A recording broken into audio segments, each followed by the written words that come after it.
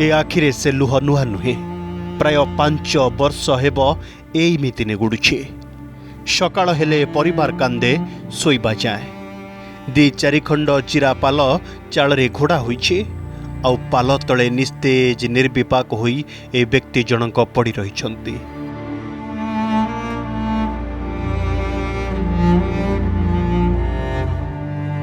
प्राय 5 वर्ष हेब परिवार मेरुदंड जेबे माटी रे पड़ी जाए सेबे से घरर अवस्था किपरि हेइथिबो आपण भाबु नाहंती। कहार पाठ पढ़ारे बेड़ी पड़ीछे, कहा पेटर भोक पेटेरे मरुछे, आउ किए लुह कोपी एठी राति काटुछे। परिवार कहिले स्त्री आउ 3 झियो। जमीबाड़ी नथिबा हरेंद्र काठ काम करी तेल लुणर संसारटाकू चलाई आसुथिले। 5 वर्ष पूर्वे हठात असुस्थ होई पड़ंती से आउ सेबेठारू माटी रे पाद लगाई चलिबाको आउ जू जोगाड़ करि पारु नाहंती।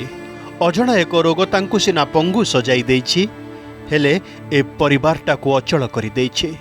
पाठ पढ़ी डाक्तर हेबाकू इच्छा करिथिबा झियोटा भी बही खंडे किणी पारुनी।